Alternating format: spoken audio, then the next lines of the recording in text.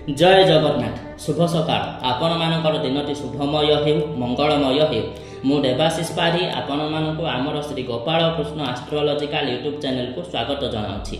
आज विशेष तथ्य उपस्थापन हेउछि जून 2025 बिछा राशि जन्मित व्यक्ति विशेष मानकर मासिक राशिफल।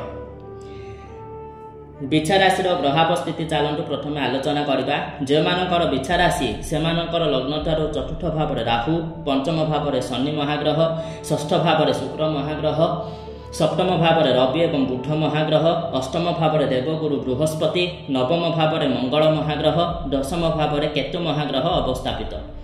तेबे चलतु एही ग्रहावस्थिति अनुसार आपनको केउ फल प्राप्त हेबो से उपरे आलोचना करबा। बिछा राशि जन्मित व्यक्ति विशेष मानक पाई एही मासटी चैलेंजिंग रहिबो। बहुत गुड़िए घात प्रतिघात दे आपनको गति करबाकू पड़िबो। बहुत गुड़िए परीक्षा रे उत्तीर्ण हेबाकू पड़िबो।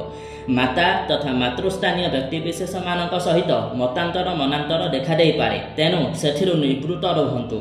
जदि नूतन जानवाहन क्रय करबाकू चाहुछंती तेबे आउ किछि दिन स्थगित रखंतु। नूतन गृह क्रय किंबा जमी भूमि संपत्ति क्रय करने पूर्व भल भाव कागज पत्र जांच कर क्रय करंतु, नचेत आउ किछि दिन अपेक्षा करंतु। छात्र छात्री मानक पाई मासटी आदौ भी शुभजनक नुह। जगी रखी चलंतु। पाठ पढ़ारे अधिकरु अधिक ध्यान दियंतु एवं माँ सरस्वती जंत्र धारण करंतु। शत्रु बाधा एवं धनहानिर शिकार हो पारंती। वाणिज्य व्यवसाय क्षेत्र में अधिकरु अधिक सावधानता अवलंबन करंतु। क्षति हेबार संभावना बहुत अधिक रहुअछि, तेणु धन वृद्धि जंत्र को धारण करने सहित वाणिज्य सिद्धि जंत्र को वाणिज्य स्थल में स्थापन करंतु। एहा द्वारा शुभ फल प्राप्त हेबो।